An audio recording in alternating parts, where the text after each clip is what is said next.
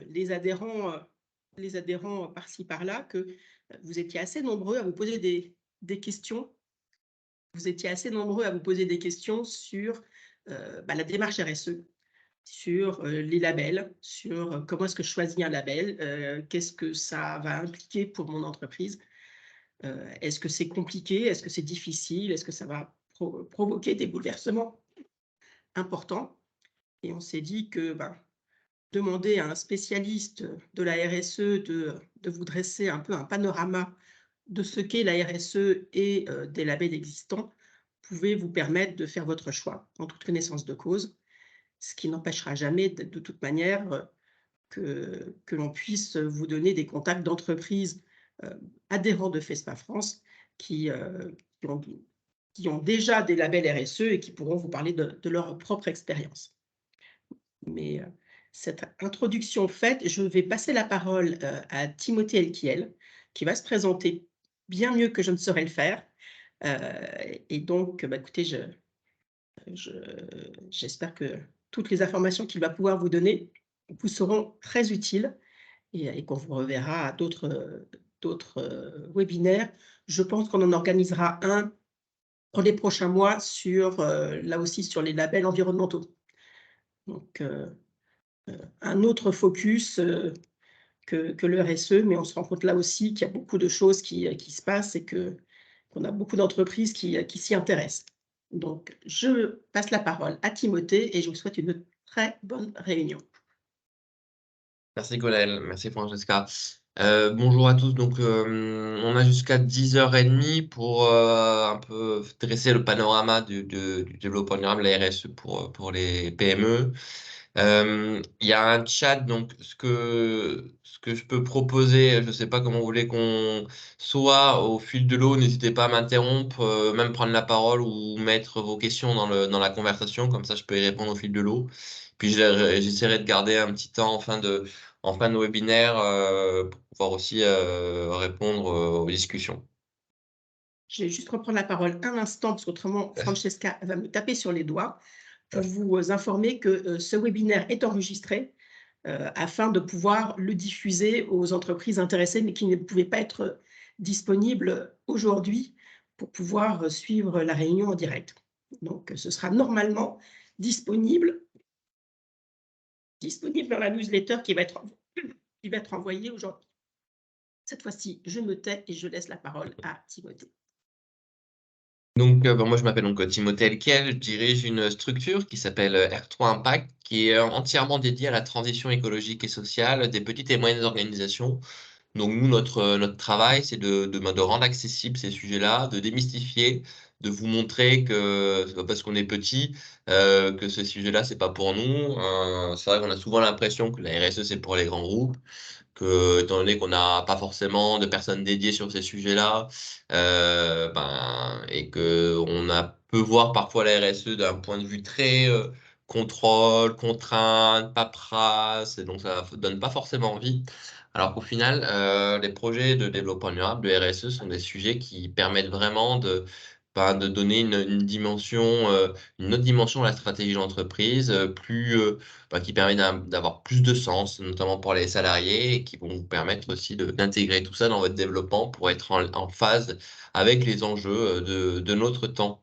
Donc, petite question sur le chat quand vous en avez. Je suis là vraiment pour répondre. Donc, moi, j'ai pas mal d'éléments à vous montrer, mais voilà, n'hésitez pas si vous avez des questions. Donc, le programme de cette petite matinée, donc on va s'arrêter à 10h30. Je vais essayer de prendre peut-être 5 minutes. On va essayer de terminer à 10h20 pour laisser aussi du temps peut-être aux questions. Donc, l'objectif de ce petit webinaire, c'est de vous remettre un peu à plat sur ce que ça veut dire que la notion de RSE. Donc, c'est quoi le cadre réglementaire, le cadre normatif? On va parler des labels. On va voir aussi comment aujourd'hui c'est un sujet qui devient quand même fondamental pour l'ensemble des entreprises, hein, pas que les grosses. On vous expliquera aussi comment on peut la mettre en place facilement, une démarche, dans une petite organisation notamment. Et puis, en tant entre PME, vous avez la chance d'avoir énormément d'aide. Alors, beaucoup pour la mise en œuvre, quelques aides pour la structuration, mais en tout cas, aujourd'hui, clairement, y aller, c'est pouvoir aussi bénéficier de tout un tas de financements qui ont été mis en place, notamment dans le cadre de France Relance. Et donc, c'est important de pouvoir prendre ce type d'aide parce que c'est aussi un pied à l'étrier. Donc, si on prend le sujet par le début, donc le développement durable, la RSE, c'est la même chose, hein. La RSE, c'est juste le développement durable appliqué au monde de l'entreprise. C'est d'avoir conçu en gros un développement économique de l'entreprise qui intègre les enjeux sociaux et sociétaux. Être RSE, c'est pas être juste conforme aux obligations juridiques applicables à l'entreprise, hein, c'est bien sûr d'aller au-delà et de travailler le sujet en lien avec ses salariés et ses principales parties prenantes externes, notamment ses clients. Donc ça, on va dire que c'est la définition classique. Si je reviens un peu maintenant, nous, quand on essaie de traduire ce sujet un peu stratosphérique de manière très réelle dans l'entreprise, quand on travaille une démarche RSE pour une TPE-PME ou une démarche de développement durable ou une démarche de transition écologique et sociale ou une démarche à impact, bah, tout ça, c'est exactement la même chose, hein. C'est juste des mots pour vous dire exactement la même chose.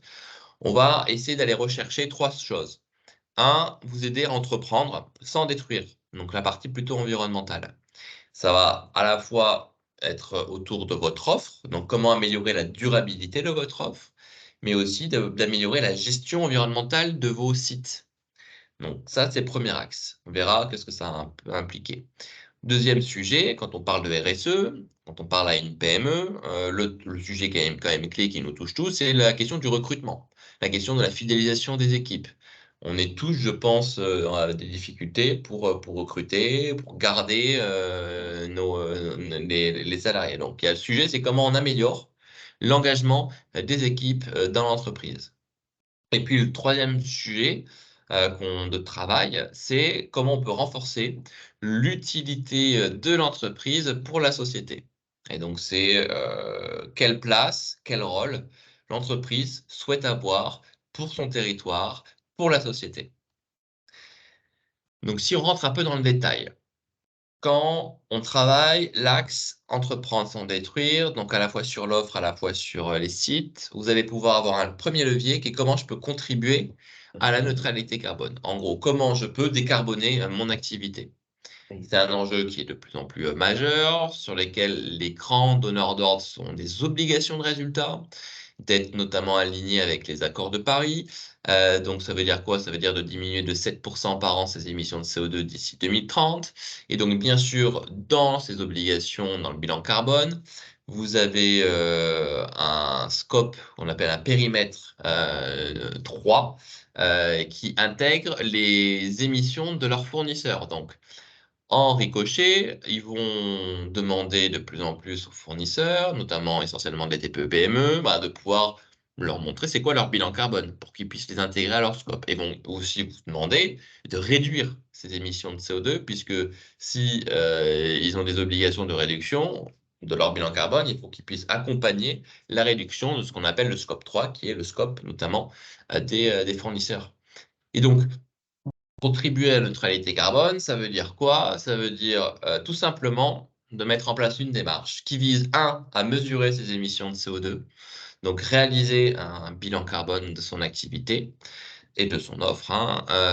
Deux, de mettre en place un plan d'action qui permet de réduire ses émissions de CO2 de l'ordre de 5 à 7% par an d'ici 2030 et de pouvoir, pour qu'on n'arrive pas à réduire, essayer de le compenser par des projets de reboisement, des projets de séquestration carbone, par exemple, le soutien aux énergies renouvelables. Donc tout ça, ça contribue à la neutralité carbone de l'entreprise.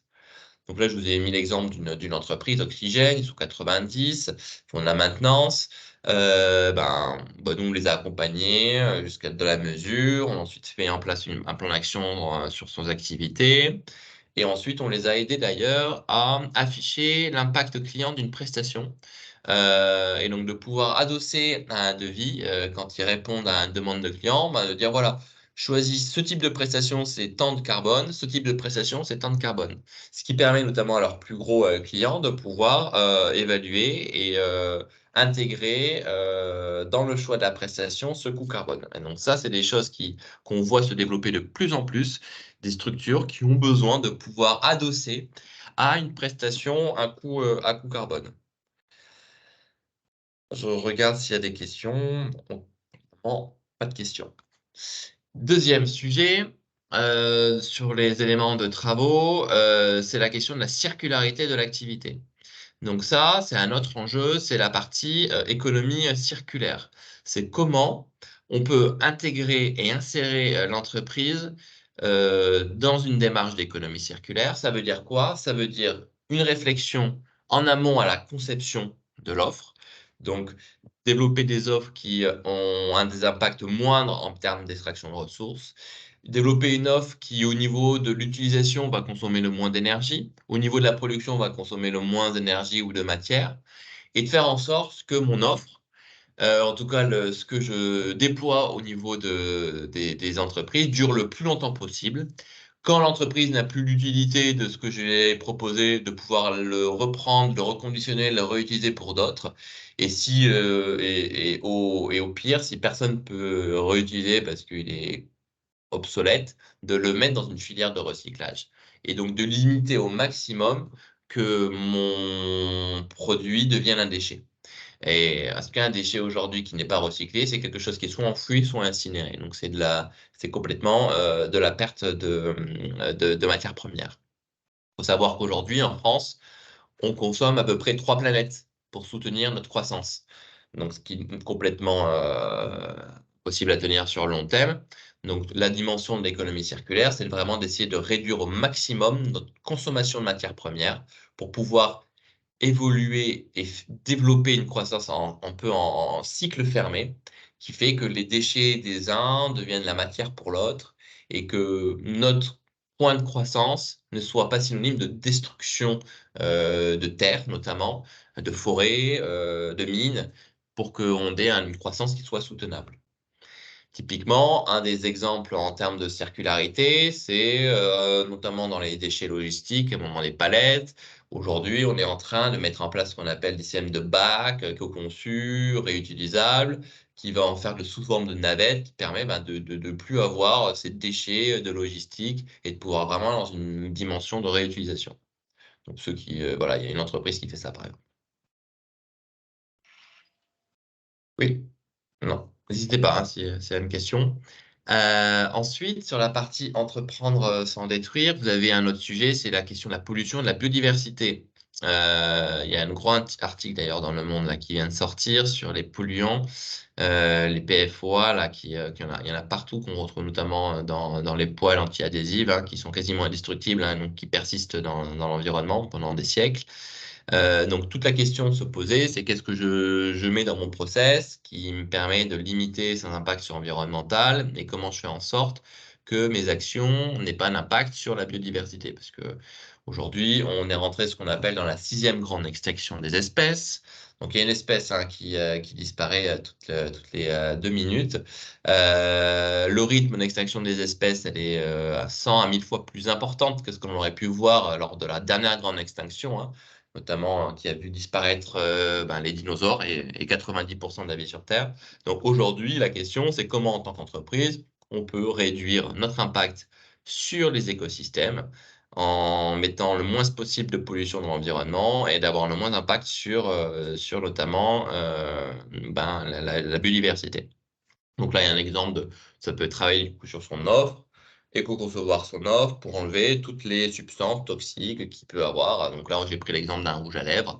Ce sont des produits qui sont notamment très lourds en métaux. Donc vraiment, en termes dans les cosmétiques, c'est vraiment la gamme de produits la moins clean. Donc là, il y a des entreprises qui essayent justement de se développer, d'enlever tous ces sujets, tous ces produits controversés dans leurs substances.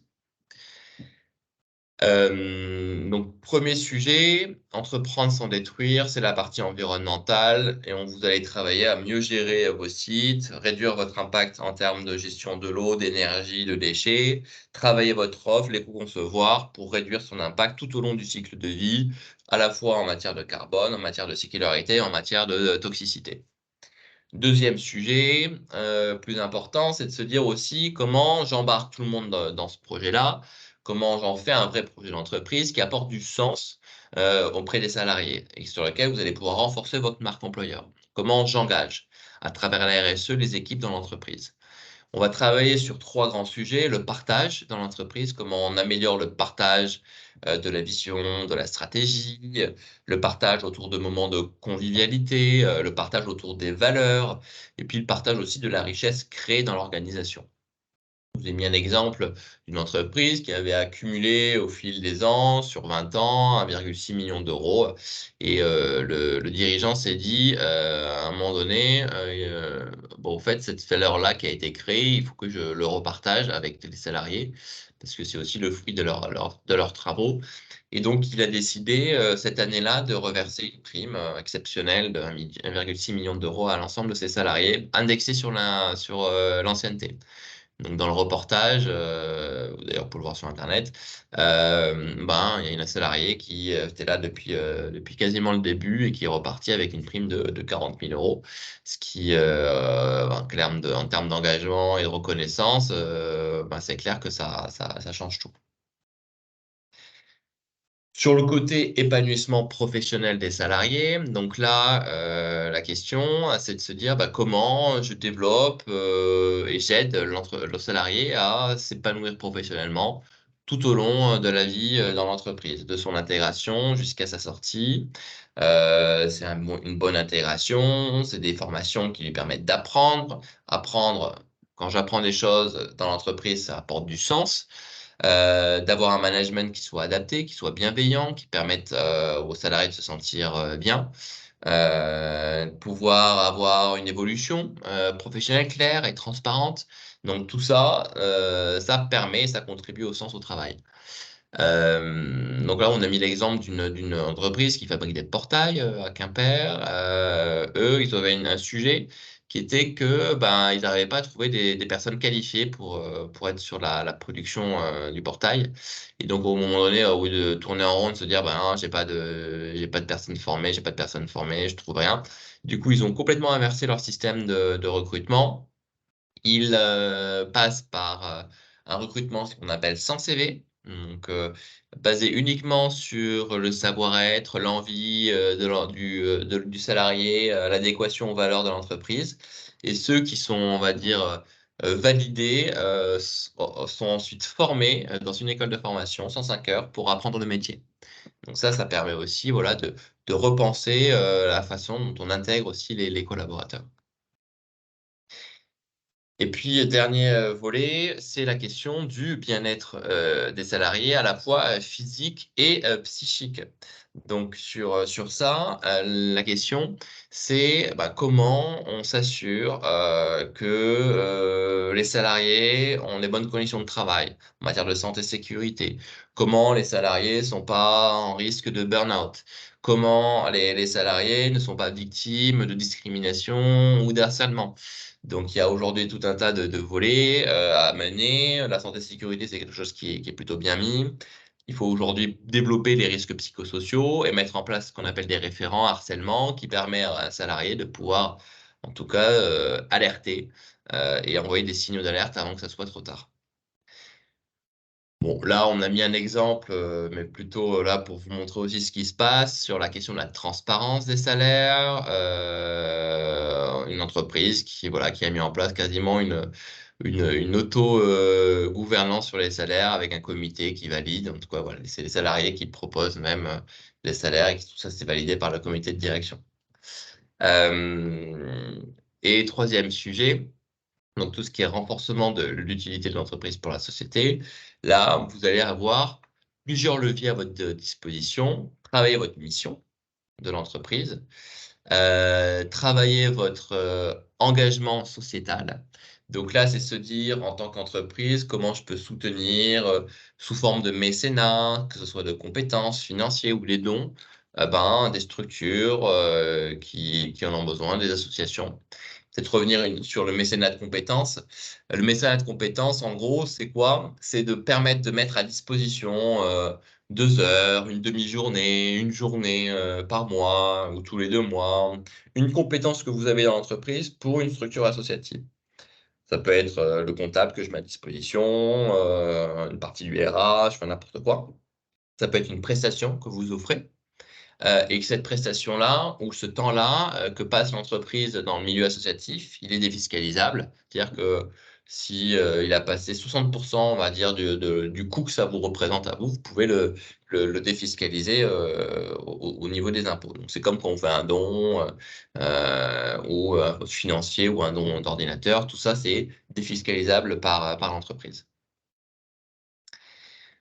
L'autre sujet pour pouvoir être le plus utile possible, vous pouvez avoir une mission que vous allez orienter vers l'objectif aussi d'environnementaux et sociaux, votre engagement auprès de votre tissu économique en local, et la diversité des équipes, c'est plutôt comment, en fonction de vos recrutements, vous recrutez pas que les mêmes personnes. Donc, c'est comment vous recrutez des jeunes, des moins jeunes, des hommes, des femmes, des personnes en situation de handicap, des personnes éloignées de l'emploi.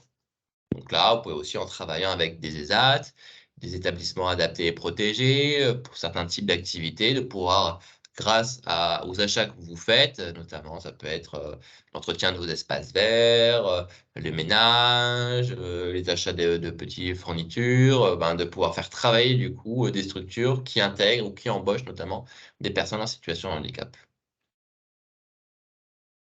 Et puis l'autre volet pour pouvoir, on va dire, renforcer votre utilité, c'est votre ancrage territorial, c'est de se dire qu'en fonction des achats que vous faites, la façon dont vous structurez, ben, si vous achetez tout en Asie, ça a moins d'intérêt que si vous achetez tout près de chez vous, ça c'est un fait. Donc travailler son ancrage territorial permet de renforcer son utilité et ça se mesure.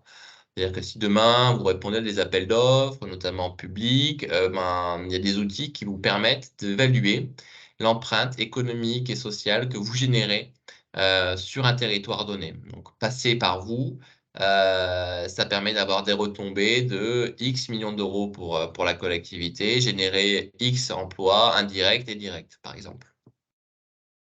Et donc, si on résume, le développement durable, la RSE, la transition écologique et sociale, une démarche à impact, ça permet de transformer la stratégie d'entreprise en y intégrant des nouveaux enjeux qui sont les enjeux de durabilité, qui vont toucher à la fois vos sites, à la fois votre offre, des enjeux de marque employeur, qui vont toucher la façon dont vous animez, formez vos équipes et les rendez plus engagées.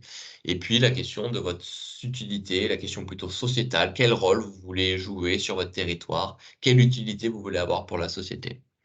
Et tout ça, du coup, ça se pilote dans sa structure, ça se fait savoir en matière de communication et d'animation. Et donc, je reviendrai dans la dernière partie sur comment on structure tout ça et comment on le communique. Je ne sais pas s'il y a des questions sur voilà, sur ce volet-là. Pas de questions sur le périmètre, c'est clair? C'est Donc, clair. maintenant, si on pose le sujet d'un point de vue législatif. Donc, il existe... Ah oui, je me suis... Ah non, tac, tac.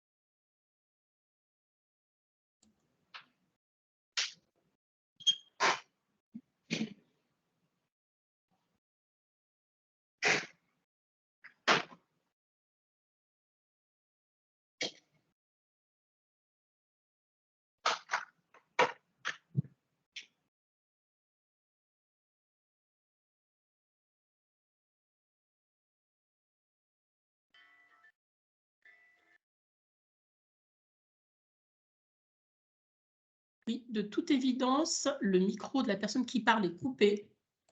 Exactement, on n'entend plus rien, monsieur. Ouais, c'est qu'en fait, Timothée est complètement figé, donc la connexion a dû... Alors là, le micro Ah, ça s'est y est. coupé. Ouais, Ouais, le Ah, micro a été coupé, je voilà. ne sais pas pourquoi. Bon. c'est bon. Donc, vous n'avez pas entendu les choses très intéressantes que j'ai dit sur la loi, Et c'est non, ça? et Non. non, et non. Donc, ce que je disais, c'est que malheureusement pour vous, être RSE aujourd'hui, c'est une obligation de la loi de l'article 1833 qui instaure que toutes les entreprises doivent être RSE. Et je vous rassurer quand même dans un second temps, c'est qu'il n'y a pas de sanction aujourd'hui figée, claire, adossée à cet article. Le risque, c'est juste que des structures ou même ou des personnes morales puissent attaquer une structure en disant bah, cette structure elle n'est pas RSE et que les juges se saisissent de ce dossier et par la jurisprudence mettent en place des éléments juridiques applicables. Mais en tout cas, dites-vous que normalement, être RSE, c'est aujourd'hui depuis 2018, c'est quelque chose de, on va dire, normal et conforme à la réglementation. Bon, moi, je vous rassure tout de suite, hein, sur les entreprises que l'on voit, moins de 5% des entreprises ont structuré une démarche RSE. Alors, quand je dis moins de 5%, c'est sur les entreprises de moins de 250 salariés. Les entreprises de plus de 500 salariés, eux, ont des obligations depuis plus longtemps de mettre en place ce qu'on appelle un reporting extra-financier qui vise à montrer voilà, ce qu'ils font sur l'énergie, les déchets, le carbone. Cette loi, elle est en train d'évoluer d'ailleurs pour les entreprises de plus de 250 salariés et avec l'Europe. Et on estime que d'ici la fin de la décennie, tous les entreprises de plus de 50 salariés seront soumis à des obligations de transparence sur ce qu'elles font en matière de RSE. Mais aujourd'hui, c'est que les entreprises de plus de 500. L'année prochaine, les entreprises de plus de 250. Et on n'a pas encore de visibilité sur l'abaissement des seuils. Mais RSE, du coup, c'est le socle, ça doit être le socle, par où il faut commencer. Sur ça, la loi a aussi proposé de mettre en place ce qu'on appelle la raison d'être pour les entreprises volontaires. En gros, ça veut dire quoi? Ça veut dire modifier son statut juridique et d'y intégrer des objectifs environnementaux et sociaux à son activité. Ça, c'est la raison d'être. Ceux qui veulent aller plus loin, la table d'après, ils peuvent faire une démarche RSE. Donc, ça veut dire quoi? Une bonne démarche RSE, c'est des engagements, des objectifs, des indicateurs de suivi, un plan d'action. Donc, ça, c'est une bonne démarche RSE. Ils se disent, ben, moi, en plus, je développe ma raison d'être. Donc, j'inscris une raison d'être dans mes statuts. Et parce que je suis un peu sadomaso, j'ai envie de dire, je me mets un quelqu'un agréé par l'État qui viendra vérifier tous les 18 mois que ce que j'ai envie de faire, ou en tout cas ce que je me suis mis en termes d'objectif, je le tiens. Donc je m'inflige moi-même, en gros, un contrôle pour atteindre et avoir un statut, ce qu'on appelle le statut d'entreprise à mission. La différence entre le statut d'entreprise à mission et la RSE bien faite, c'est juste cette espèce de contrôle par un tiers indépendant et la transformation de son statut, son objet social dans une raison d'être. C'est ça la différence. Statut d'entreprise à mission, ça peut être considéré comme un label, même si ça ne l'est pas en tant que tel, mais c'est un statut voilà, qui permet de faire reconnaître la mission, que l'entreprise s'est dotée d'une mission qui dépasse le cadre de la recherche uniquement du profit et de la croissance. Je ne sais pas si ça c'est. Est-ce que c'est clair sur la différence entre tout ça déjà? C'est bon? Oui, oui, c'est clair. Ensuite, vous avez un cadre normatif. Cadre normatif, c'est une norme qui s'appelle l'ISO 26000, qui n'est pas certifiante, à part dans le domaine de l'événementiel d'ailleurs. Où je ne sais pas pourquoi, ils ont développé une certification qui s'appuie sur l'ISO 9001 et qui intègre l'ISO 26000. En tout cas, l'ISO 26000, c'est la norme RSE qui guide en gros les entreprises sur des directions. Bon, c'est des domaines d'application.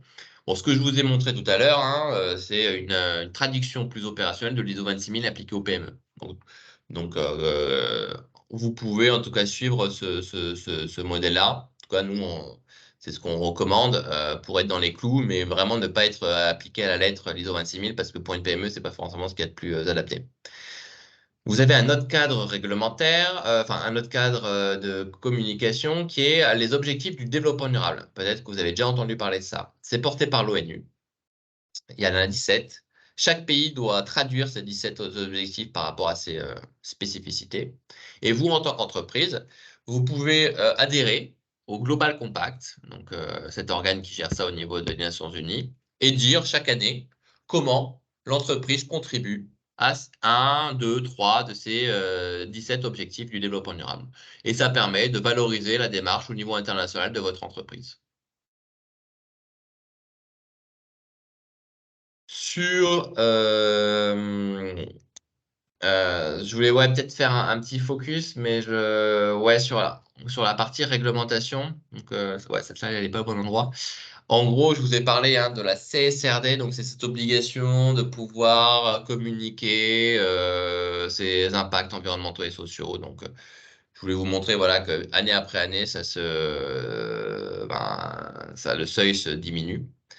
Et pareil pour l'index égalité homme-femme, clairement, aujourd'hui, ça touche, au début, ça touche les entreprises de plus de 1000, après les entreprises de plus de 250 et maintenant les entreprises de plus de 50 salariés, quoi.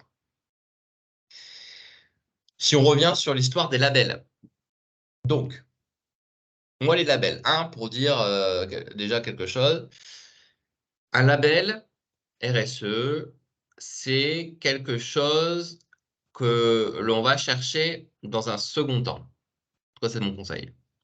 Le premier sujet, c'est déjà de structurer une démarche RSE sans vous occuper du cadre du label. Parce qu'un label, c'est un cadre spécifique au label. Le plus important, c'est de faire une démarche RSE qui soit importante par rapport aux attentes de vos clients et de vos salariés et en lien avec votre valeur et vos ADN. Et donc, la labellisation doit être vue comme un second temps pour aller venir chercher une reconnaissance l'année d'après. Il y a plusieurs labels. Donc, je vais surtout en parler de 3 qui peuvent vous intéresser plus. C'est le label Lucie. Donc, le label Lucie, c'est un label qui est historique en France. C'est la LEL qui a été créé il y a plus de 10 ans maintenant et qui permet de faire reconnaître l'engagement de l'entreprise. Alors, on peut être Lucie sans être performant en matière de RSE. C'est juste que si vous voulez garder la labellisation 18 mois après, il faut que le plan de progrès que vous aviez fixé au moment de l'évaluation soit quand même respecté. Ces labels se basent tous sur l'ISO 26000. Vous avez ensuite un label porté par l'AFNOR certification, qui est le label engagé RSE. Donc là, la philosophie de ce label-là, c'est qu'il y a 4 niveaux.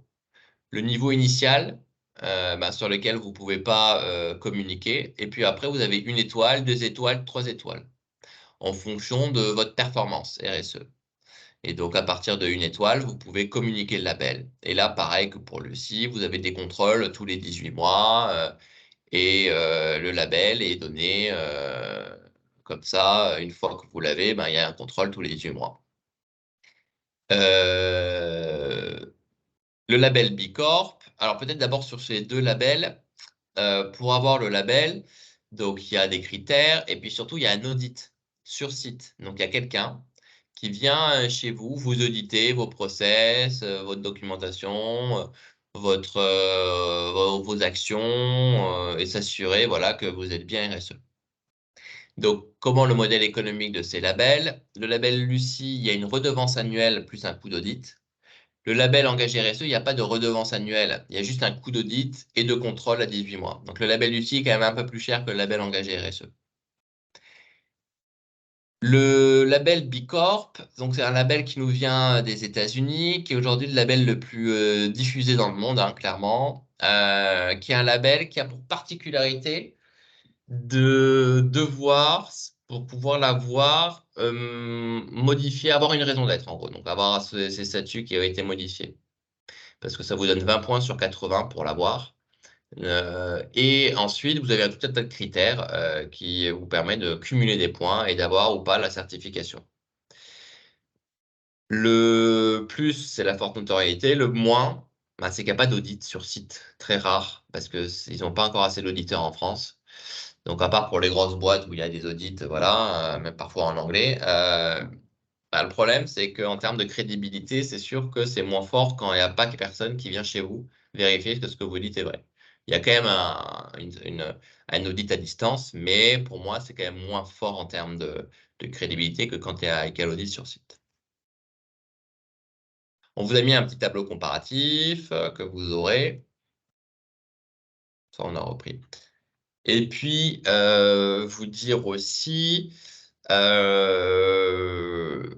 y a des labels RSE, donc généralistes. Après, vous avez des labels thématiques RSE sur les achats, sur le numérique, sur l'environnement, sur la qualité du haut travail. Après, vous avez certains labels sectoriels. Après, vous avez des labels produits. Enfin, voilà, il y a tout un tas aujourd'hui de labels.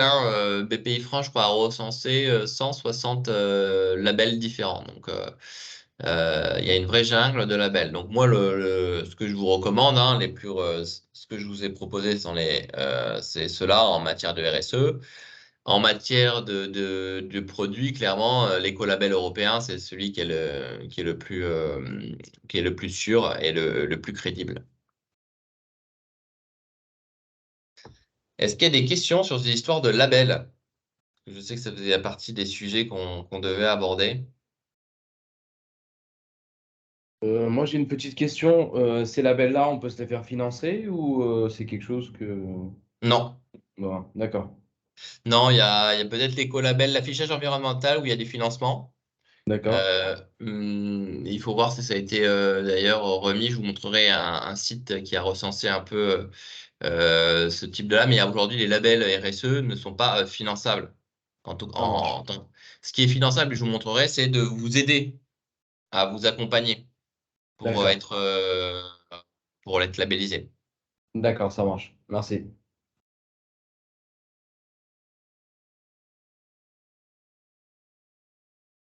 Moi, j'ai pas de questions, mais je suis en pleine. Je commence ma labellisation chez Lucie. Donc, si jamais vous voulez me contacter pour en savoir plus, du coup, je suis en plein dedans. Et du coup, vous aviez C'est la cool. démarche avait été comment vous êtes pris, peut-être ça peut être intéressant. Ça a été déjà vous avez fait à quel moment vous avez voulu vous labelliser? Ça fait un moment que vous travaillez sur ce sujet, j'imagine. On n'est pas labellisé encore, on est dans la période avant, du coup. Chez Lucie, ça se passe. On a commencé à parler de labellisation en décembre. On a contacté l'agence. La première chose, c'est qu'il faut faire une formation de la personne en charge de la mise en place de la stratégie chez nous. Donc, c'était moi. Il fallait faire une formation de 2 jours que j'ai financée avec l'OPCO de mon entreprise. Et ils forment sur comment on pilote sa stratégie. Ensuite, on est contacté par une référente régionale de chez eux qui nous explique comment ça va se passer. Donc, en gros, on s'inscrit avec une fiche à remplir. On nous donne 3 organismes auditeurs qui sont partenaires. On choisit si on en veut 1, 2 ou 3 pour nous faire un devis. Et là, je viens de passer les 3 entretiens cette semaine avec les auditeurs pour qu'ils me fassent le devis et je viens de recevoir mes devis. Et du coup, une fois que j'ai choisi mon auditeur, je règle et se lance la démarche où je vais devoir faire mon auto-évaluation, donc monter en gros mon plan d'action, accompagner des auditeurs avec un audit de mise en place, un audit de suivi et un audit de contrôle. Et après, une fois que leur rapport d'évaluation sera passé en comité d'évaluation, je serai labellisée. Et du coup, vous ne pouvez pas accompagner pour faire tout ce qui est exercice de matérialité, diagnostic et tout? Alors, c'est assez spécifique, moi, parce que j'ai une petite structure et du coup, il y a des principes d'action de chez Lucie qui sont pas adaptables à mon entreprise. Donc, et pour évaluer mon bilan carbone, par exemple, j'ai pas besoin de faire venir un évaluateur parce que c'est que des voitures de location et donc mon fournisseur de voitures est capable de me dire le bilan carbone que je fais avec mes 3 véhicules, quoi. Mais après, c'est parce que vraiment on est une petite structure, des bureaux, pas de machines, pas de consommables, qui peuvent être polluants. Ah On est oui, vraiment, voilà. d'accord. Ok, merci.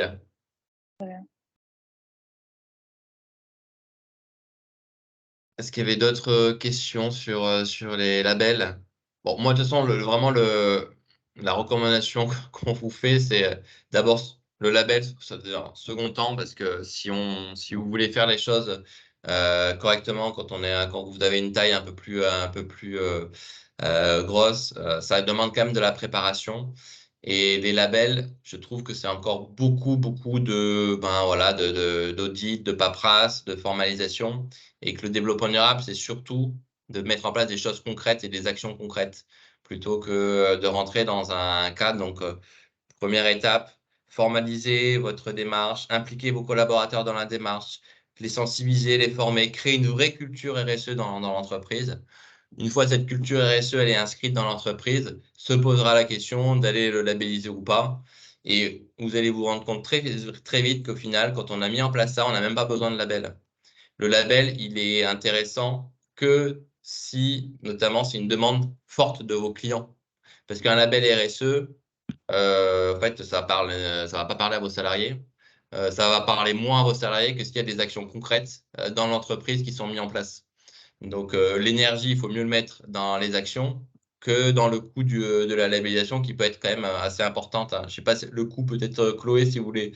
Je crois que c'est… alors, ça dépend de la taille des structures, mais… Alors moi, pour ma structure, la redevance annuelle, c'est 1 000 € et en gros, le devis pour, les 4 ans de labellisation, parce qu'ils me font le devis sur 4 ans, donc 4 redevances plus les audits et cetera qu'il y a entre-temps, c'est 11 000 €, un truc comme ça, hors taxe. Ouais. Et ça, c'est vraiment le plus bas. Donc, 11 000 €, c'est… sauf qu'avec 11 000 €, vous en faites des choses hein, en matière d'action déjà. Donc, c'est pour ça qu'il faut bien positionner le label s'il y a un sujet derrière client fort. Et parce que sinon, clairement, moi, ce que je vous conseillerais sur les 11 000 €, vous aider à structurer plutôt, mettre en place des choses concrètes, quoi. Vous pouvez, enfin, on reparlera sur la partie structuration. Est-ce qu'il y a d'autres questions?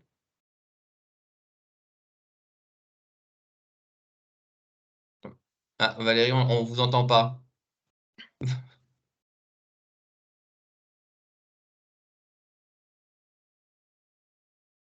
Est-ce que vous m'entendez là? Là, maintenant, oui. Bonjour.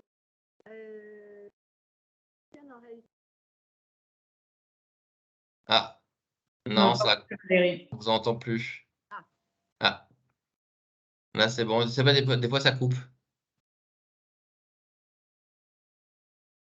Moi, c'est tout pour finalement à des appels d'offres d'intérêt. Après, on a mis en place beaucoup de choses.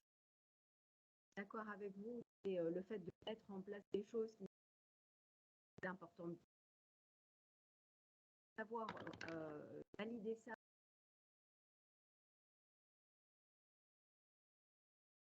Ah, malheureusement, des fois, alors on a compris que vous répondez à des appels d'offres, que vous avez mis en place déjà pas mal de choses. Mais du coup, il y avait une question ou pas? Parce qu'on n'a pas entendu la fin. La question, c'est quel label on pourrait passer tant que ça soit hors de prix. Finalement, mettre en avant la démarche que l'on a fait beaucoup de choses. On a mis en place énormément. Ça fait dans tout faire, mais ce n'est pas reconnu en fait, pour que cette démarche-là soit. Donc, voilà, j'ai un label qui coûte. Vers quel label je peux aller cher possible. Le problème, c'est la question qu'il faut se poser, c'est en effet quand on fait des choses, parce que tout le monde fait des choses, hein, je connais aucune entreprise qui fait rien.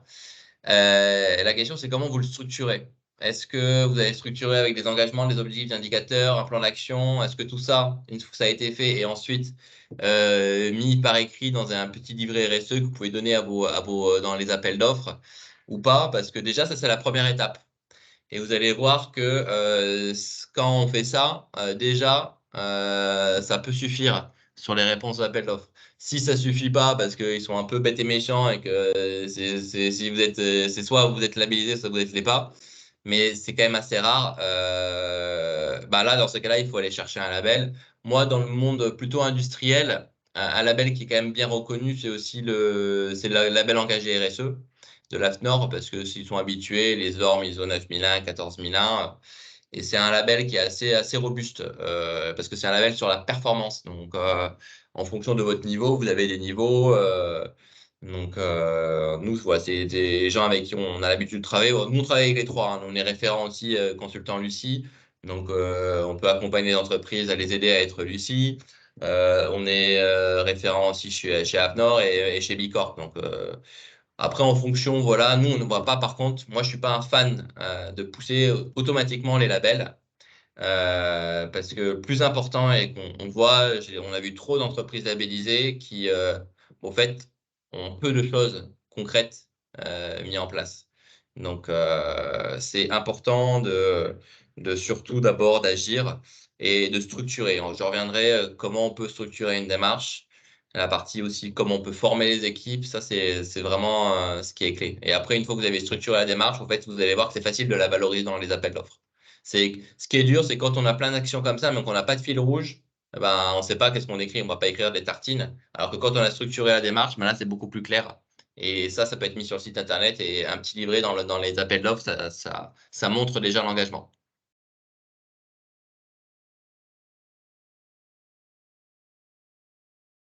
Je vais passer sur la deuxième étape qui était de se dire aujourd'hui qu'il y a une pression grandissante des entreprises, hein, clairement. Les investisseurs, il y a peut-être des gens qui aujourd'hui recherchent des fonds. Quasiment aujourd'hui, tous les investisseurs vont vous demander ce que vous faites en matière de RSE, développement durable. Quand ils vous prêtent, il y aura des critères de plus en plus sur des critères environnementaux et sociaux. Des reportings qui vont vous demander chaque année de dire voilà ce que vous faites sur les fonds. De plus en plus, quand ils investissent, ils indiquent, ils font varier votre taux de dette en fonction de critères environnementaux et sociaux. Donc clairement, demain, si vous êtes dans une volonté de croître et d'avoir des investisseurs, il faut la recommandation, c'est lancez-vous maintenant parce que ça va vous permettre de structurer la démarche et de pouvoir attirer aussi des capitaux. L'État, on en a parlé un petit peu. En gros, il y a trois directions qu'on voit sur la réglementation. On constate une diminution des seuils, des contraintes. Donc, de plus en plus, ça touche les petites structures. Deux, c'est que tout devient plus cher. Et aujourd'hui, consommer de l'énergie ou demain émettre du carbone, ça va vous coûter très cher. Donc, ce que je dis à l'énergie, ça fait 10 ans qu'on dit ça, qu'il faut que les prix de l'énergie vont augmenter. Pendant 10 ans, les gens nous ont dit, ben non, c'est pas une priorité. Et donc là, il y a la plupart, ils se retrouvent avec le couteau sous la gorge.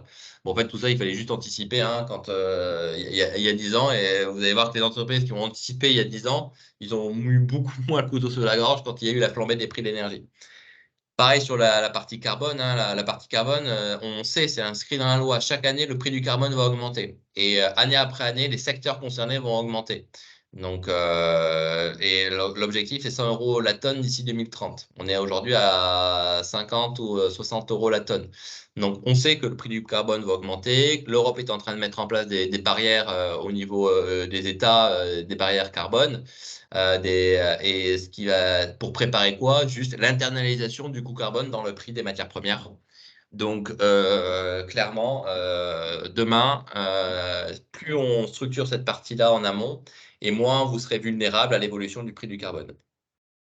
Et l'autre tendance que l'on voit, c'est la tendance du name and shame. En gros, c'est vous ne respectez pas cette réglementation, vous ne respectez pas cette loi, eh bien, vous serez dénoncé dans un portail public et toutes les entreprises qui n'ont pas respecté la loi, ils ont leur petit nom.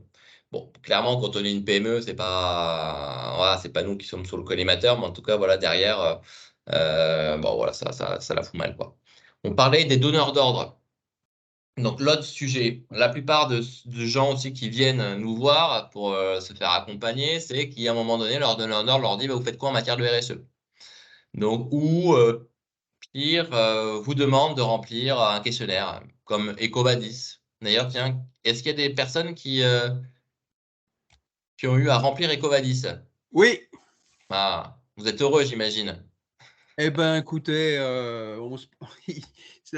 comment dire, le questionnaire est très, très large, très complet, et c'est pas inintéressant. C'est un moment où on peut se recentrer sur son activité. Enfin bref, tout ce qu'on pourrait et tout ce qu'on pourrait mettre en avant, hein, sur nos réalisations. Et je pense que c'est un bon exercice. Donc, EcoVadis, pour ceux qui ne le savent pas, c'est une plateforme. En gros, comment ça a été fait? Donc, moi, je suis un peu plus critique, hein, pour EcoVadis parce que pour beaucoup d'entreprises qui passent par EcoVadis, bon, en fait, ils voient la RSE comme pas mal de documentation et de la papier à remplir, quoi. Ça donne un peu cette impression de la RSE, alors que moi, je combats l'idée de la RSE, que c'est pas du papier, c'est pas des process, c'est des actions concrètes à mettre en place. Mais donc, EcoVadis, c'est quoi? C'est une plateforme qui a été française d'ailleurs, qui s'est développée beaucoup dans le monde. Donc, c'est une petite fierté française, c'est partie de ce qu'on appelle les licornes françaises, mais qui est utilisée par les grands groupes comme un devoir de vigilance. C'est-à-dire qu'en gros, pour pouvoir travailler avec certains groupes, il faut être sur EcoVadis. Donc, c'est remplir un questionnaire. Après, vous avez une note. Et si vous avez moins de 55 sur 100 sur EcoVadis, bah, vous ne pouvez pas travailler avec eux. Donc, c'est une façon pour eux de dire, bah, nous, on travaille qu'avec des structures qui ont un premier niveau un niveau voilà, RSE de au moins ce niveau-là. Bon. Ce qu'il faut avoir en tête, c'est qu'EcoVadis, ce n'est pas un label, c'est une notation. Et EcoVadis, vous pouvez être EcoVadis sans avoir structuré de démarche RSE.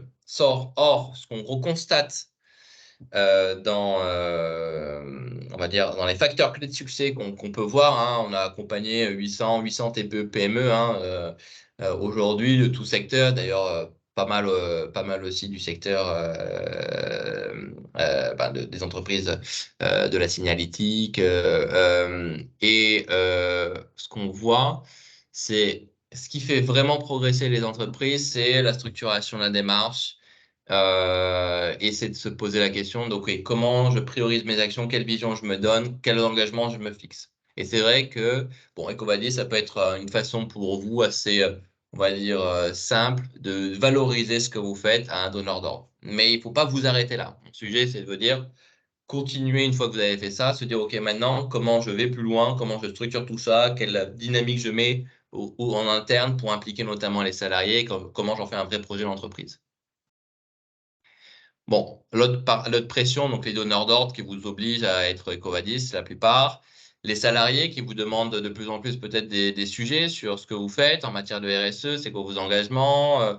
Sachez qu'aujourd'hui, 68% des salariés vont être formés aux enjeux de transition écologique dans leur entreprise. Donc, c'est un vrai volet. Les motiver, se dire, voilà, on veut lancer un projet RSE, on veut structurer la démarche. Qui est motivé pour participer au comité? Ben, ça permet voilà, d'impliquer tout le monde, quoi.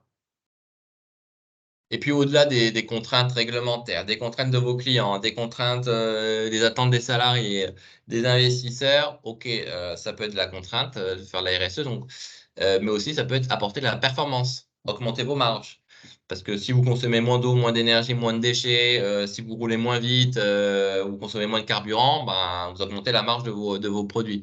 Si vous anticipez l'augmentation du prix de l'énergie, l'augmentation du prix du carbone, ben, clairement, vous allez aussi, ça va moins impacter votre marge. Donc, la RSE, c'est un levier de marge assez important. Je vous ai pris un exemple là, de Pocheco, qui est une entreprise qui fabrique des usines à Valenciennes. Autant vous dire que ce n'est pas le secteur voilà, d'avenir. Ben, ils ont investi 10 millions d'euros en 15 ans pour décarboner l'usine, être autonome en énergie. Ben, ça leur a rapporté quand même 5 millions d'euros d'économie. Donc, c'est ce qui leur permis un peu de survivre par rapport à des entreprises chinoises en apportant une valeur aussi à une enveloppe plus écologique. Donc, j'augmente ma marge. L'augmentation du chiffre d'affaires, hein, c'est une entreprise responsable qui a des pratiques managériales, un bon partage de la valeur, un bon partage en entreprise, un bon développement des compétences, du bien-être. Bah, tout ça, c'est de la productivité, c'est des coûts réduits en termes d'absentéisme, en termes d'arrêt. Et donc, voilà, ça permet d'améliorer la productivité de l'entreprise. Et puis aussi, bah, de vous poser des questions. Donc, c'est ce que vous disiez. Bah, en effet, réfléchir à ces sujets-là, ça peut vous faire réfléchir aussi à votre offre à se dire, bah, tiens, peut-être que je pourrais développer de nouveaux produits, des nouveaux services, et donc développer de nouveaux business. Et puis l'autre point, c'est l'amélioration de la cotation à la Banque de France, hein, notamment, ou la valorisation de votre financière de l'entreprise. Et donc tout ça contribue en moyenne à 13% de performance économique en plus pour une entreprise qui a structuré sa démarche RSE, une entreprise qui fait de la RSE comme M. Jourdain sans le savoir ou de manière éparse. Et donc, moi, bon, je vous pourrais, ah oui, un témoignage, mais là, on n'a pas le temps, mais vous l'aurez, le petit témoignage d'Emmanuel Druon, d'ailleurs, très intéressant, je vous inviterai à le regarder. Et donc, pour moi, il n'y a qu'une seule question hein, qui se pose pour les entreprises, c'est quelle attitude adopter face aux enjeux de transition. Et pour moi, il y a deux types d'entreprises.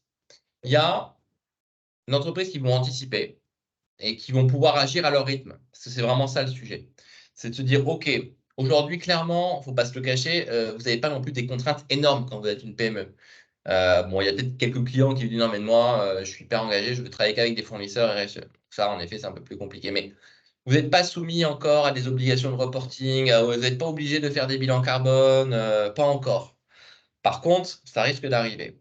Par contre, on sait que dans les années qui viennent, les coûts des matières premières vont encore augmenter, le coût d'énergie va encore augmenter. Plus vous commencez à structurer votre démarche maintenant, plus vous allez pouvoir adapter votre démarche et y aller à votre rythme. Et donc, vous allez aller sur ces sujets en prenant du plaisir. Ça, c'est la première possibilité. L'autre possibilité, c'est ce qu'on voit encore beaucoup trop, c'est adopter une attitude attentiste. Dire, bah non, pour le moment, ce n'est pas la priorité. Bah, bien sûr, ce ne sera jamais la priorité tant que vous n'aurez pas le couteau sous la gorge. Hein. Sauf qu'une fois que vous avez le couteau sous la gorge, ça veut dire c'est trop tard.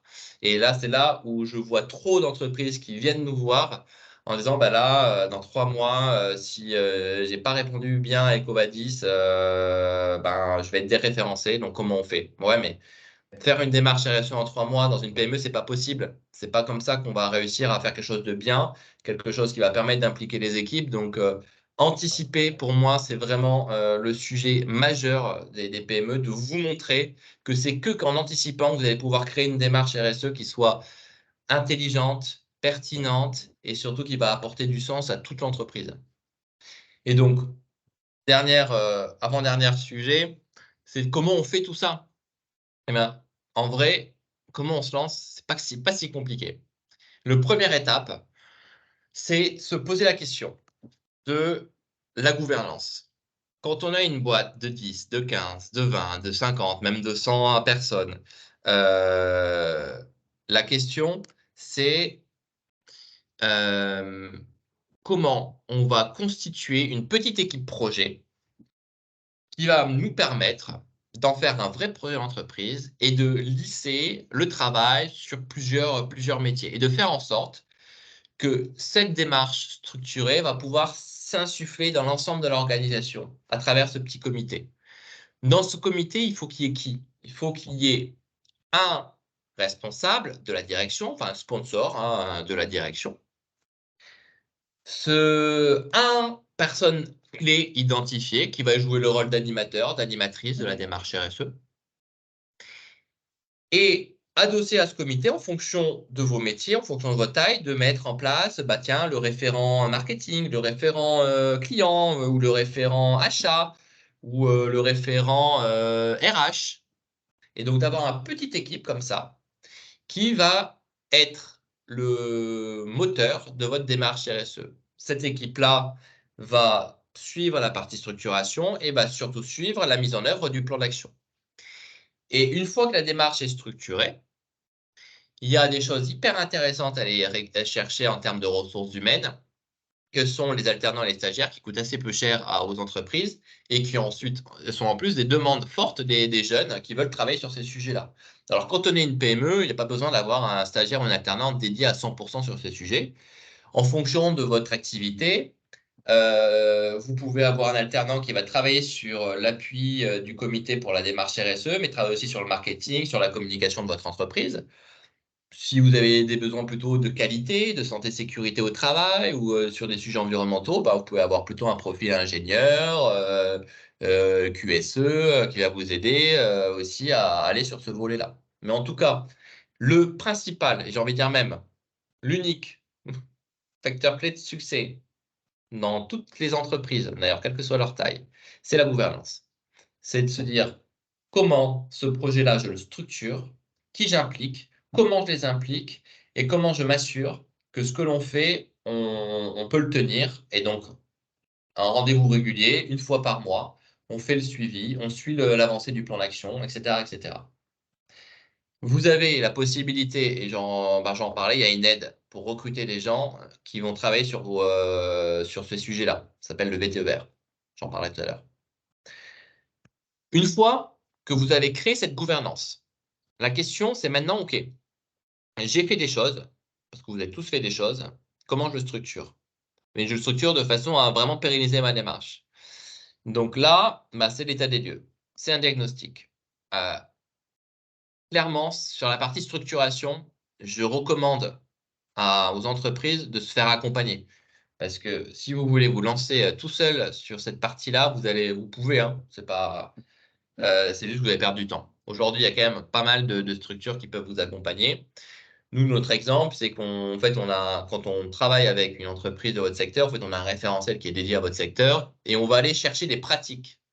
On va se poser la question, OK, on va décortiquer l'entreprise sous forme de pratique en disant, OK, ça c'est fait, ça c'est pas fait, ça c'est fait, ça c'est pas fait. Donc, sur l'environnement, le social, sur vos sites, sur votre offre, sur vos équipes, sur la façon dont vous communiquez, animez, etc., etc.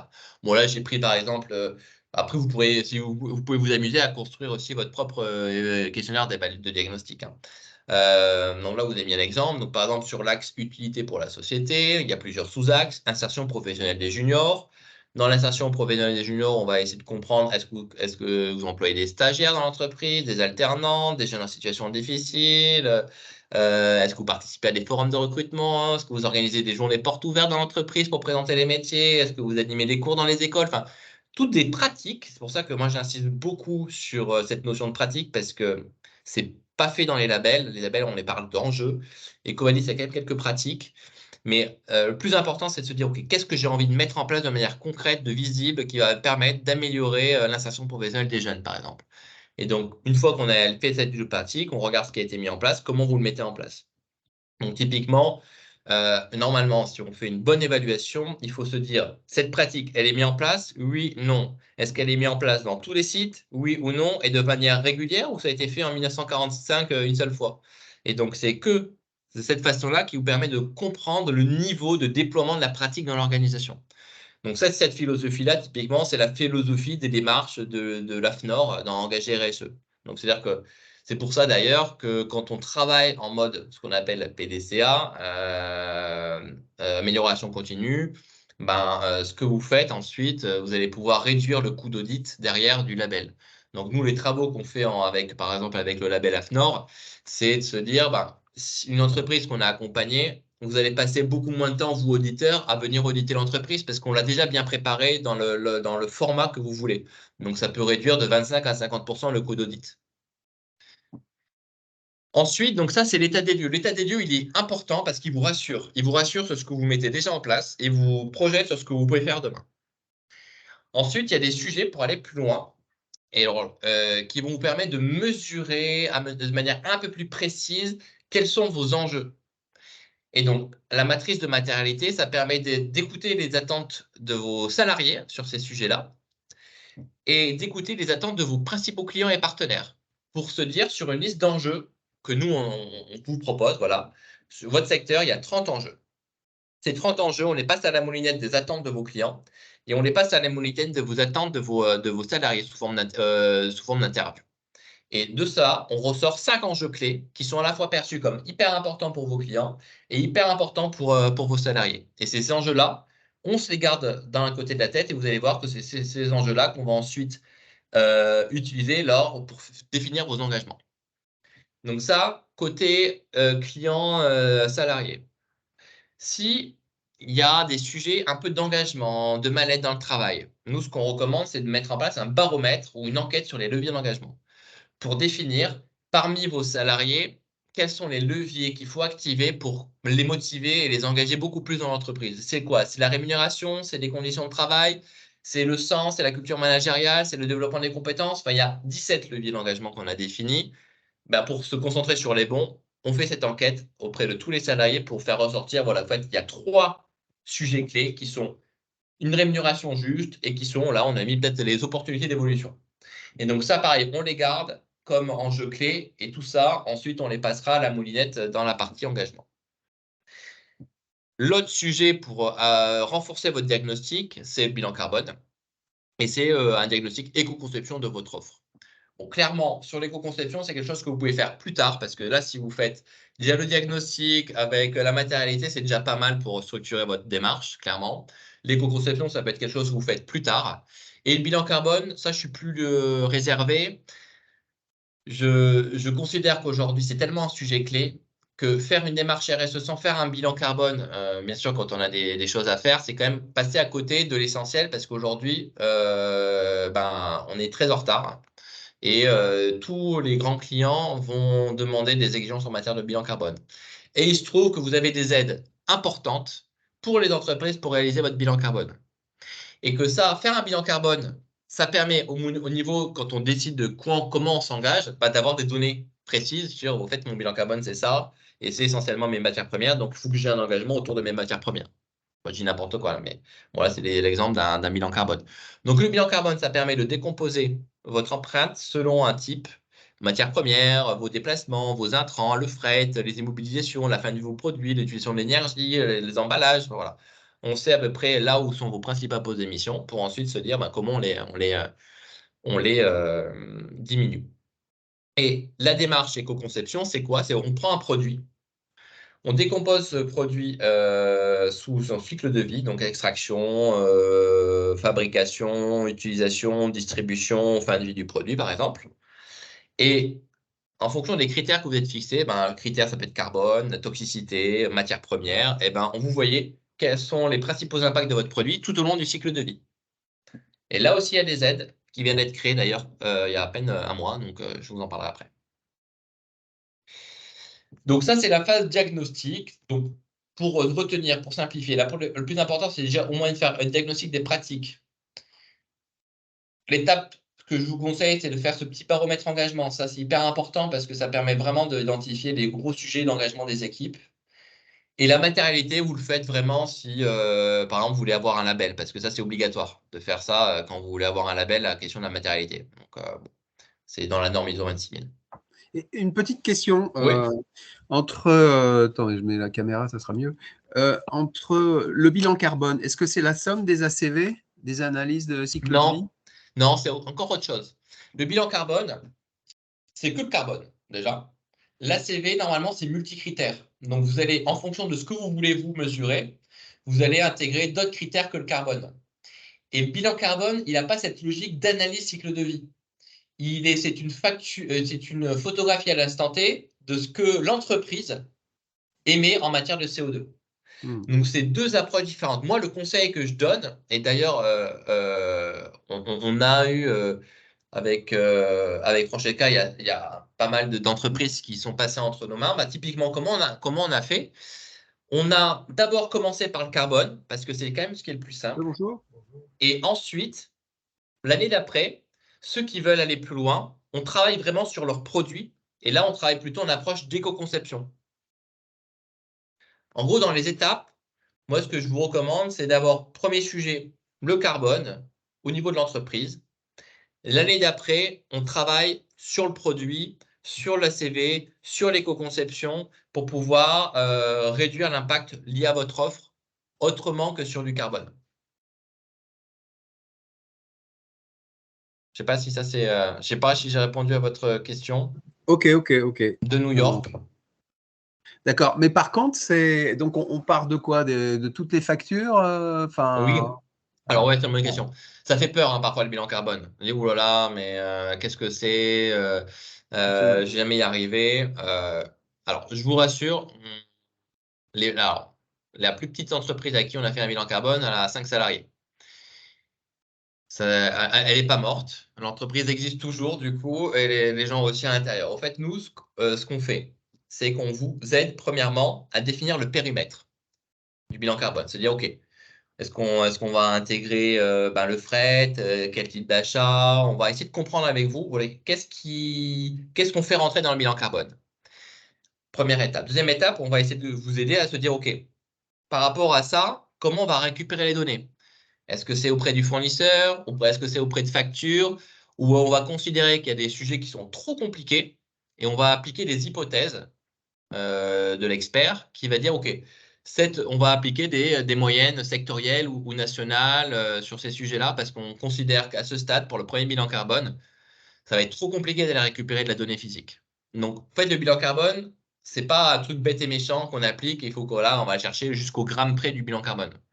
Donc, en fonction, il y a soit des fournisseurs qui ont, soit vous, des données de facture qu'on va collecter. Et on vous prépare, en fait, les modèles de collecte des données. Donc, on vous livre pas dans la nature et allez, faites comme vous pouvez. Donc, non, non. Donc, il y a un travail quand même d'intelligence qui est fait par l'expert, qui n'est pas de vous sortir une usine à gaz, parce que sinon, vous partez en courant, quoi. Le bilan carbone, la philosophie, c'est quoi? C'est de faire une mesure. L'idée, c'est de le faire chaque année et en fonction de l'avancée, de la maturité, vous allez augmenter des choses dans votre bilan carbone, vous allez le préciser. Et l'essentiel, c'est de pouvoir montrer qu'il y a une progression de votre bilan carbone, une réduction. Mais on ne compare pas des bilans carbone les uns les autres, ça n'a pas de sens. Donc, on ne va pas dire, tiens, le bilan carbone de cette entreprise, elle est nulle. Non, ce qui est plus important, c'est comment l'entreprise réduit année après année son bilan carbone.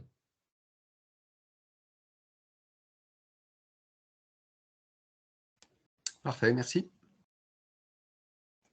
Moi, j'ai une question concernant, dans le prolongement, hein. Donc, j'ai compris que le bilan carbone, excusez-moi, je ne me suis pas présentée, Isabelle Bollard, 3 ans Composite. J'ai compris que le bilan carbone, en fait, c'était une construction, en fait, presque individuelle par entreprise, avec une progression, avec dans le but, effectivement, d'une progression et et renchérir avec des données année par année. C'est clair? Oui, Oui, c'est ok. ça. Ah, c'est ça. Après, dans le bilan carbone, il effectivement rentre la donnée produit. Oui, Alors pourquoi je vous pose ça? Parce qu'on est des industriels et on met des produits, enfin on produit de la matière. Il y a une grande base de données qui s'appellerait EcoEvent, ouais. dans lequel effectivement on peut aller chercher de la donnée, c'est ça? Oui, alors, nous, typiquement, en fait, il y a plusieurs bases de données dans le monde. Il y a des bases publiques et des bases payantes. EcoEvent, en effet, c'est payant. Et puis, il y a des études scientifiques qui permettent d'avoir des facteurs d'émission des points un peu spécifiques liés à une activité industrielle. Donc, tout l'enjeu, c'est de… Et puis, il y a des fois des facteurs d'émission que l'expert va vous aider à construire quand il n'existe pas. Donc, mais en effet, le bilan carbone, c'est quoi? C'est, je sais pas moi, vous avez, je sais pas, un type de plastique. Ce type de plastique, il a un facteur d'émission adossé. Soit il existe, soit il n'existe pas dans la base EcoEvent ou d'autres bases. Donc, l'expert va venir vous aider à trouver le bon facteur d'émission lié à votre activité-là. Et c'est ce facteur d'émission qui, collé à une donnée typiquement, je sais pas, moi, ça serait, vous avez une tonne de ce type de matière première, on va transformer cette tonne de matière première en volume d'émission de CO2. Ouais. Ah, ok. D'accord, donc EcoEvent, c'est une grande base en fait Ouais, qui c'est une bonne base de données à utiliser pour pouvoir évaluer les bons facteurs d'émission. Après, il faut savoir la lire et voir les limites de la base, quoi. Mais en effet, nous, typiquement, c'est une base qu'on utilise hein, dans le bilan carbone. Mais elle est quoi, internationale, européenne Ouais, ou elle est internationale, ouais. elle est internationale, d'accord. Et il y en a une autre qui est aussi à ce niveau-là ou pas, au même niveau? Après, moi, je trouve que c'est une des mieux. Après, il y a des bases sectorielles, mais qui vous concernent moins, des bases agroalimentaires. Non, moi, je trouve que c'est vraiment la mieux. Et alors, merci. Puisque j'ai la parole là, je reviens tout à l'heure sur EcoVadis. Vous avez dit EcoVadis, voilà, c'était une certification qui était française, qui est assez connue. Pour autant, beaucoup de papier, enfin, une démarche très, très papier. Il y avait d'autres Ouais, agences que vous n'avez pas parlé. non, parce qu'au fait, c'est très propre. Vous n'avez pas trop le choix, EcoVadis. EcoVadis, vous le faites en réponse à une demande d'un fournisseur, enfin d'un client. Ça n'a aucun intérêt de faire EcoVadis. Enfin, non, ça peut avoir de l'intérêt, mais ça a moins l'intérêt de faire EcoVadis si derrière personne vous demande de faire EcoVadis. Parce que rien que remplir les documents dans la plateforme, ça prend du temps. Et ce temps-là, il faut mieux le mettre à mettre en place des actions ou des choses. Donc, EcoVadis, c'est si vous le demandez. Il y a des structures qui vont faire Assesia, d'autres qui vont vous demander Valorise, mais c'est pas vous spontanément qui allez demander de faire EcoVadis. Enfin, pour moi, c'est pas comme ça qu'il faut aller trouver le sujet. Ok. Ok, merci. Je vais enchaîner parce que du coup, il est 20. Donc, sur la partie construction, donc diagnostic, plus ou moins, en fonction de votre niveau de robustesse que vous voulez structurer votre démarche, vous avez le carbone, l'éco-conception, la matérialité, l'engagement. Ensuite, vous pouvez définir du coup la vision. Donc, ça peut être la technique de la raison d'être avec la mission que vous voulez vous fixer. Je vais passer sur ça. Et ensuite, le plus important, et ça, c'est clé. Quand je parle de structurer la démarche, je parle vraiment de cette partie-là. C'est vous prenez le matériel que vous avez eu au diagnostic. Donc, c'est quoi les attentes de vos clients, de vos salariés, votre bilan carbone, combien ils mesurent, hop, et tout ça, vous dites, OK, moi, je vais me fixer 3 ou 4 engagements, max. Par exemple, un engagement autour de l'économie circulaire. Donc là, j'ai pris l'exemple d'un industriel dans la cosmétique. Ils vont un engagement qui est de réduire l'impact environnemental des packaging. Ils ont 2 sous-engagements qui, ils veulent supprimer le suremballage des produits et 2, développer une gamme de complète zéro plastique. Donc là, ils ont dit, OK, je travaille sur le packaging, j'ai deux engagements, le suremballage et la zéro plastique. Et derrière, je me fixe des objectifs en 2024, 2025, 2026 de comment je tiens ces objectifs-là. Ça, c'est le deuxième pan de la démarche RSE, c'est de se dire, OK, à la fin de ce truc, de cet atelier, j'ai vraiment une vision très claire de mes engagements et de mes objectifs et qui seront vraiment l'architecture de toute ma démarche et de là où je vais mettre mon énergie. Et donc, ces engagements, vous le faites en lien, en s'assurant que dans ces engagements-là, vous avez bien les attentes de vos clients, de vos salariés, etc., etc. Et donc, pour moi, une bonne démarche structurée, c'est un engagement, des sous-engagements et des objectifs. Et pas avoir 36 000 objectifs. Au final, c'est d'avoir peut-être 8 max objectifs que vous vous fixiez. Et ça permet au fait de prioriser du coup vos chantiers d'action.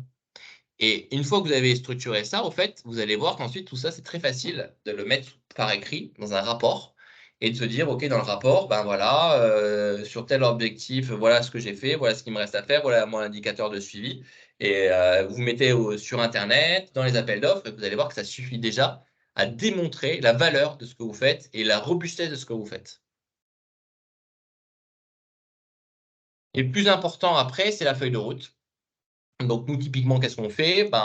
On prend l'engagement, on prend le sous-engagement, on définit avec les équipes les actions que vous voulez mettre en place. On vous aide à trouver les coûts, les subventions, les prestataires. C'est validé en budget, c'est planifié dans le temps, ce qui fait que vous savez exactement, en 2023, voilà le budget alloué à la RSE, 2024, voilà le budget, 2025, voilà le budget, et comment vous le mettez en place et avec qui, et si c'est fait en interne ou si c'est fait en externe. Ensuite, sur les indicateurs de collecte, enfin les indicateurs de votre démarche, ça c'est important de se dire, tiens, voilà, sur mon engagement autour de l'économie circulaire, tiens, je mets un indicateur. Voilà, on vous a mis, si vous voulez typiquement un indicateur sur le carbone, le bon indicateur, c'est le kilogramme de CO2 par chiffre d'affaires. C'est de vous dire, si vous voulez savoir si votre activité se décarbone, eh ben, il y a un bon indicateur, c'est de se dire, OK, ben, quel est le volume d'émissions de CO2 par chiffre d'affaires généré par l'entreprise. Et donc ça, si vous le suivez année après année, ben, ça vous permet de savoir si vous êtes dans la bonne voie. Et puis après, on parlait de faire vivre. Donc, une démarche RSE, si vous voulez la faire vivre, ben, elle passe par l'animation en interne. Ça peut être des petits challenges. Il y a une association, Ma Petite Planète, qui permet de faire ça. C'est hyper sympa. Il y a des équipes qui sont créées dans l'entreprise. Ça dure 3 semaines. Et il y a une petite émulation sur une tablette ou un téléphone. Et ça permet de cumuler des points. On voit qui est le meilleur. Enfin, c'est hyper sympa. Nous, on l'a mis en place. Des ateliers fresques du climat. Ça permet de sensibiliser les salariés aux enjeux climatiques. Vous pouvez faire après des communications, des newsletters, des éco-gestes. Enfin, voilà, il y a pas mal de choses à mettre en place. Et puis, en termes de communication, si vous ne voulez pas aller tout de suite sur la case label ou notation, le rapport RSE ou le livret RSE, franchement, c'est un super outil qui limite, on va dire, la paperasse et qui permet vraiment, si c'est bien fait, ben, de montrer. Et je vous assure qu'un client qui verra que vous avez fait un livret RSE bien fait avec des objectifs, des indicateurs, ben, ça vaut autant de crédibilité qu'un label. Après, il faut que ça soit bien fait et bien structuré. Et ce que je voulais vous montrer, ah oui, c'est les subventions qui existent. Donc, première subvention que je voulais vous parler, donc ça c'est un programme qui est financé par BPI France à hauteur de 30% pour les PME de moins de 250 salariés. Bon, même les entreprises de plus de 250 salariés peuvent rejoindre ce dispositif-là. Si vous respectez, enfin voilà, le financement, il est possible que si vous avez respecté la règle des minimis en termes d'aide publique. Mais pour les entreprises de moins de 250 salariés, la subvention elle est quasiment automatique. Donc, c'est un programme de formation-action donc, qui permet à une structure de pouvoir former ses équipes. Donc, en gros, c'est 4 jours de formation étalés sur un an, donc c'est assez léger, mais ça les forme sur les questions de bilan carbone, éco-conception, d'achat responsable, de mobilité, d'énergie, sur les questions d'insertion, de handicap, de partage de la valeur, de mission, de raison d'être, de communication. On fait intervenir d'ailleurs les labels à 12 mois. C'est pour ça que nous, on recommande vraiment pendant un an, vous vous occupez pas du label, vous faites votre démarche. Et un an après, on fait intervenir soit Lucie, soit Engagé RSE, soit Bicorp. Et ceux qui veulent aller ensuite plus loin, ils peuvent se faire labelliser la démarche. Donc ça, c'est formation. Volet de formation parce qu'on considère qu'aujourd'hui, mettre en place une démarche RSE sans former les équipes, bah en fait, ça a ses limites. Les démarches risquent de s'essouffler. Il faut que vraiment il y ait une culture d'entreprise qui soit créée. Deuxième axe, il y a un expert qui vient dans l'entreprise et qui vous aide à faire votre diagnostic, à préparer la gouvernance de votre projet, à faire, si vous voulez, votre cartographie des parties prenantes, votre matérialité, votre bilan carbone, vous aider à définir vos visions, votre engagement, vos objectifs, avec les équipes planifier la feuille de route. Donc, en gros, en 6 mois, on structure votre démarche RSE. C'est à peu près le temps qu'on considère intéressant pour une PME, c'est d'avoir voilà, que ça ne vous occupe pas plus d'une journée par mois pendant 6 mois. Une journée, voilà, c'est ce qu'on voit, ce que ça vous prend quand vous êtes accompagné pour pouvoir vraiment structurer une démarche qui est pertinente. Bon, dans ce dispositif-là de BPI France, vous avez en plus une veille RSE, de la documentation prête à l'emploi pour notamment EcoVadis, et puis un challenge c'est des promotions de 8 entreprises qu'on lance, et il y a un petit challenge, ça c'est pour vous mettre en place des petits défis que vous devez pendant 3 mois mettre en place, et nous on offre d'ailleurs une journée d'accompagnement à la clé pour l'entreprise qui a mis en place le plus de choses intéressantes. Donc, il y a un coût de ce dispositif. Donc, BPI France prend en charge. C'est un coût qui est dégressif, hein, qui est progressif selon la taille de l'entreprise. Mais voilà, BPI France a voulu que ce soit accessible. Donc, pour une boîte de moins de 20 salariés, c'est un coût à 4 200 € après prise en charge. Sachant que pour les boîtes de moins de 50 salariés, vous pouvez faire prendre en charge en plus par Olopco une partie du coût, soit en formation, soit en accompagnement. Donc, il y a certains OPCO d'ailleurs qui prennent en charge presque 5 000 € à l'intégralité. Donc ça, c'est le seul dispositif aujourd'hui qui existe pour aider les entreprises à structurer leur démarche RSE sur ce volet-là. Ensuite, Vous avez d'autres dispositifs d'aide. ADEME, en tremplin pour la transition écologique et sociale, je vous invite à aller voir qu'est-ce qu'il y a comme aide. Plutôt là, c'est des investissements et sur des études environnementales, sur l'éco-conception, enfin non, sur l'affichage environnemental, sur la mobilité, sur l'économie circulaire. Voilà, il y a pas mal de choses que vous pouvez faire financer. Vous voulez installer un compacteur pour les déchets, ça peut être financé, des aides, enfin voilà, tout un tas d'équipements, des chaudières que vous pouvez faire financer sur ce site-là. Ensuite, vous avez le diagnostic BPI France. Diag Décarbone Action. Ceux qui veulent lancer un bilan carbone, il faut être moins de 500 salariés.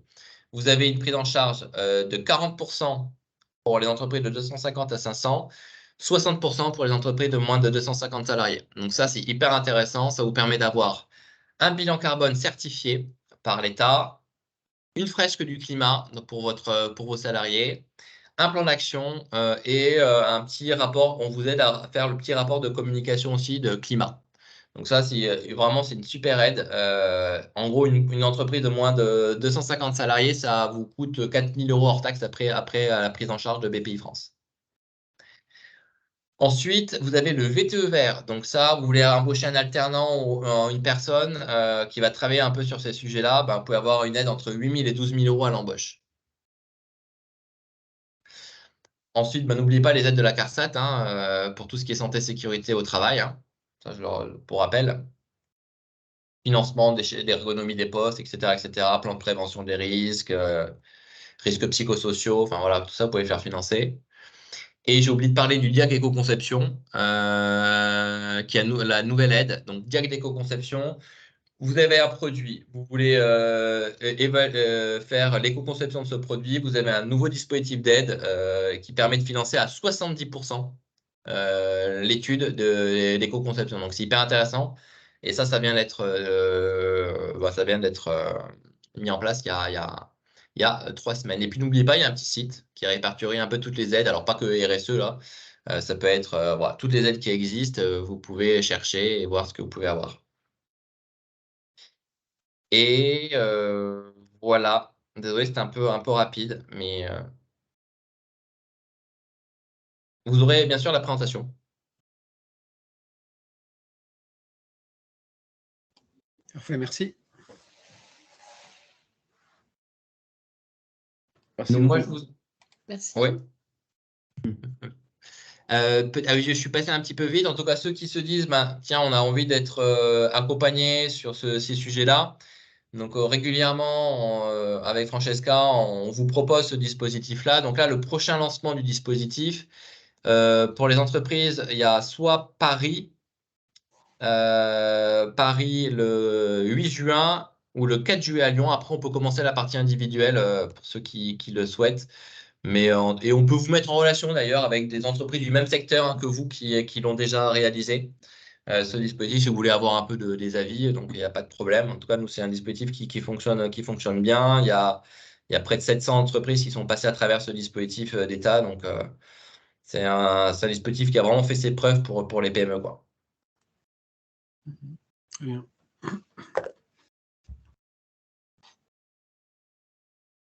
Plus de questions. Je peux en prendre encore une petite question. Après, je dois aller dans une autre réunion, mais. Non, mais c'était clair et synthétique. Parfait, merci. Merci, oui. Eh ben, merci à vous. Et puis, n'hésitez pas à échanger avec Francesca si vous avez des sujets. Donc, plein de choses, plein d'aides aujourd'hui. Bilan carbone, éco-conception, RSE, financement sur l'énergie. Enfin, franchement, il y a une multitude d'aides à les récupérer. Donc, lancez-vous, n'attendez pas. Très bien. Bonne journée. Merci. Merci, au revoir. Au revoir. Merci, au revoir. Franchement, terrible.